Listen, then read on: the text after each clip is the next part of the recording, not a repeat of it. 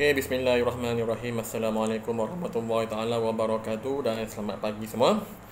Okay, saya mendoakan agar semuanya berada dalam keadaan sihat dan juga sejahtera. Okay, di rumah selalu. Alright, so untuk hari ini kita punya pembelajaran, kita akan tamatkan bab genetik iaitu bab 5. Okay, so pada hari Selasa yang lepas kita telah pun melihat berkenaan dengan penyakit gangguan jin, terutamanya yang melibatkan jin terangkai seks seperti hemofilia. Dan bagaimana penyakit-penyakit ini ditransmitkan ataupun diwarisi daripada parents kita kepada anak-anak dan keturunan kita. Okay, so ini dalam makluman kamu bahawa penyakit bawaan jin ni bukan sekadar dalam kromosom soma ataupun autosom, tapi juga boleh terdapat pada kromosom seks kita juga. Okay, dan kemudian kita telah pun melihat sedikit berkenaan dengan kaedah-kaedah yang boleh kita guna pakai untuk nak mengesai penyakit gangguan jin ini, seperti amniocentesis dan juga kaedah karyotyping ataupun karyotip, untuk kromosom mapping. Kemudian kita telah pun melihat aplikasi penyelidikan genetik dalam meningkatkan kualiti kehidupan, terutama dalam bidang sains forensik, gene terapi, yang kita guna pakai demi kebaikan kita. Dan pada masa yang sama juga kita tengok ada lagi satu genealogi genetik, di mana kita boleh gunakan ilmu genetik ini untuk mengasal leluhur kita punya ancestral kita dan sebagainya. Dan apakah kesan penyelidikan genetik ini kepada manusia? Dan kita pun melihat tentang kejuruteraan teknologi genetik. So bagaimana engineer kita tengok pada zaman sekarang ni, kita ada satu konsep dipanggil sebagai genetic engineering, di mana kita mengolahkan ilmu genetik kita ini dalam satu teknologi yang sebercanggih. Contohnya seperti recombinant DNA, seperti teknologi DNA recombinant, di mana kita menggabungkan dua DNA daripada dua spesies yang berbeza untuk menghasilkan sesuatu bahan kimia. Contohnya kita menggabungkan DNA manusia yang spesifik kepada penghasilan insulin, dan juga dengan plasmid ataupun DNA daripada bakteria, dan kita gabungkan, kita recombinantkan kedua-duanya, kita masukkan balik dalam bakteria, dan bakteria itu akan menghasilkan ataupun mencipta ataupun menjana insulin. Dan kita ekstrak insulin tersebut untuk bekalkan sebagai ubat bagi penyakit kencing manis. So ini adalah antara kebaikan recombinant DNA teknologi. Kemudian kita tengok kepada GMO, ataupun organisma termodifikasi genetik, di mana hari ini dengan adanya pengetahuan genetik dan bagaimana kita boleh melakukan pindah silang di antara organisma yang sama ataupun yang berbeza, bagaimana kita boleh membuat pemilihan, pemilihan untuk mendapatkan baka-baka yang baik daripada tumbuhan tertentu, dan kita gabungkan untuk menghasilkan tumbuhan yang baru ataupun organisma yang baru yang jauh lebih baik. Contoh dalam konsep GMO dalam industri makanan dan pertanian. Di mana hari ini kita ambil genetik yang baik daripada satu organisma dan kita gabungkan dengan organisma yang lain supaya akan menghasilkan satu organisma yang baru, yang lebih berkualiti, lebih tahan lama, lebih tahan penyakit, dan juga boleh menghasilkan bahan ataupun produk yang lebih banyak. So ini adalah antara konsep GMO ataupun organisma termodifikasi genetik. Dan kita pun melihat kesan teknologi kejuruteraan genetik ini dalam kehidupan kita. Apakah kebaikannya dan juga apakah keburukannya? So ada baik dan juga ada yang buruk. So ada pro and cons lah dalam mana-mana perbandingan. Kita mesti ada yang baik dan juga yang buruk. Dan bagaimana kita sebagai manusia ini yang akan membuat keputusan sama ada kita nak menggunakan ilmu ni untuk kebaikan ataupun untuk keburukan. Dan apakah etika-etika dalam teknologi kejuruteraan genetik? Dalam konteks kita, bagi orang-orang yang ada pengetahuan tinggi dalam genetik dan juga pengaplikasian genetik dalam teknologi genetik, orang-orang ini ataupun saintis-saintis ini mesti ada etikanya tersendiri. Sebab bila melibatkan genetik, kita bermain-main dengan maklumat rahsia. Kita bermain dengan maklumat rahsia bagi satu organisma. Dan kita boleh memanipulasikan maklumat ini untuk kebaikan ataupun untuk keburukan. Sebab itulah mesti ada etika yang perlu dipatuhi. Ada etika yang perlu kita tengok sebelum kita menjalankan sesuatu penyiasatan ataupun penyelidikan teknologi genetik. Okey. So untuk hari ini kita melihat kepada variasi. Okey. So hari ini kamu tengok di sekeliling kamu. Okey, kamu lihat di kalangan kawan-kawan kamu. Mungkin ada di kalangan kawan-kawan kamu, okay, jika dibandingkan dengan diri kamu, ada yang tinggi, ada yang rendah, okay, ada yang gemuk, ada yang kurus, okay, ada yang berkulit cerah, berkulit putih, ada yang berkulit hitam ataupun gelap, okay, ada yang berambut kerinting, ada yang berambut lurus, okay, ada yang mata berwarna hitam, ada yang mata berwarna hijau dan sebagainya. So inilah dipanggil sebagai variasi, okay. So, variasi ini kita boleh takrifkan sebagai perbezaan ciri antara individu. Okey, perbezaan ciri antara individu daripada spesies yang sama. Okey, so di kalangan spesies yang sama, contoh kita spesies manusia. Okey, so di kalangan manusia dekat dunia ni wujudnya perbezaan di antara setiap individu. So itu dipanggil sebagai variasi. Okey, so dia punya keyword ialah perbezaan antara individu dalam spesiesnya sama. Okey, so itu ialah variasi. Dan variasi ini ada dua jenis. Okey, ada dua jenis, iaitu variasi yang selanjar dan juga variasi yang tak selanjar. Okey, so bila kita tengok kepada variasi yang selanjar, variasi selanjar ini merujuk kepada perbezaan yang tidak ketara ataupun tidak jelas. Okey, contoh variasi yang selanjar seperti ketinggian, okay, berat badan. Okay, so ini adalah antara contoh terbaik bagi nak menggambarkan variasi selanjar, iaitu perbezaan yang tidak ketara ataupun tidak jelas. Okay, seperti ketinggian dan juga berat badan. Okay, dan selalunya bila kita plotkan graf bagi variasi selanjar ini, kita akan dapat graf ini seperti kita panggil sebagai graf lengkung taburan normal. Okey, mungkin kamu akan belajar dalam ADMET nanti. Okey, graf lengkung taburan normal, dia macam bukit naik dan papapit dia akan turun balik. Okey, so inilah graf lengkung taburan normal. So bila kita plotkan graf bagi maklumat berkenaan dengan variasi selanjar, contoh seperti ketinggian, selalunya kita akan dapat graf taburan lengkung graf lengkung taburan normal. Okey, so ini perbezaan dia. So, selain daripada ketinggian ataupun berat badan, contoh seperti warna kulit pun antara variasi yang selanjar. Dan selalunya variasi selanjar ini dia akan ditentukan oleh genetik. So mungkin kalau mak atau ayah kamu ni orang yang berkulit putih, kamu pun mungkin berkulit putih. Tetapi pada masanya sama juga, variasi selanjar ini juga akan dipengaruhi oleh faktor seperti persekitaran. Contohnya kita tengok orang yang berkulit putih, tiba-tiba dia duduk dekat negara yang panas, dan dia selalu melakukan aktiviti-aktiviti di luar. Contoh macam bermain bola, bercamping. Dia ada orang yang lasak.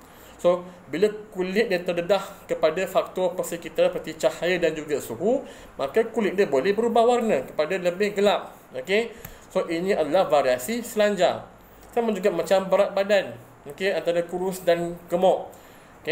So dia juga boleh dipengaruhi oleh faktor persekitaran seperti diet, seperti faktor suhu, faktor cuaca. So semua ini boleh mempengaruhi variasi selanjar. So kena ingatlah bahawa variasi selanjar ini memang ditentukan oleh genetik, tetapi boleh dipengaruhi oleh faktor persekitaran. Yang kedua, kita ada variasi tak selanjar. So variasi tak selanjar ini merujuk kepada perbezaan yang ketara, perbezaan yang jelas di kalangan individu pada spesies yang sama.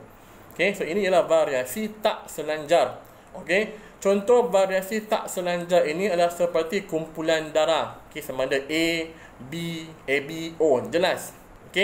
Ataupun mungkin kebolehan untuk menggulung lidah. Macam saya tak boleh, tapi ada orang boleh. So contoh variasi yang tak selanjar. Ataupun mungkin kita tengok pada jenis rambut kerinting ataupun rambut lurus. Kemudian kita tengok kepada perbezaan daripada segi warna mata, ada yang hitam, terang ataupun warna lain seperti warna biru. So perbezaan yang sangat-sangat ketara.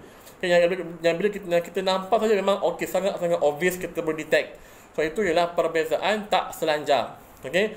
Dan selalunya bila kita plotkan graf bagi variasi tak selanjar ini, selalunya dia akan menghasilkan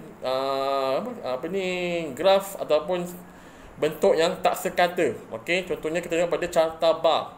Okey, selalunya kita boleh plotkan graf ini dalam bentuk carta bar, di mana graf bagi variasi tak selanjar adalah berbentuk diskrit. Diskrit ni berarti dia sangat-sangat berbeza. Dia mempunyai perbezaan yang sangat ketara. So diskrit dia berasingan. Okey, so selalu kita akan plotkan dalam bentuk carta bar. Okey. Dan selalunya variasi tak selanjar ini dia bersifat kualitatif. Okey. So apa yang kita maksudkan kualitatif ialah bersifat nombor. Kualitatif bersifat kualiti. Okey, bersifat kualiti. So kita tengok pada distinktifnya, pada ciri-cirinya. Itu ialah sifat kualitatif. Okey, contoh macam kita tengok pada kumpulan darah, ada kualitinya, ada yang darah A, okey, ada yang darah AB, darah B, darah O. So itu ialah kualitatif, benda yang kita tak ukur. Okey, so itu ialah ciri ataupun bentuk kualitatif. Dan biasanya variasi tak selanjar ini juga selalunya ditentukan oleh faktor genetik sahaja. Okey, contohnya seperti saya kata kumpulan darah. Okey, kalau kamu darah A, kemungkinan besar mak atau ayah kamu ada genetik kumpulan darah A. Okey, so variasi tak selanjar ini ditentukan oleh faktor genetik sahaja.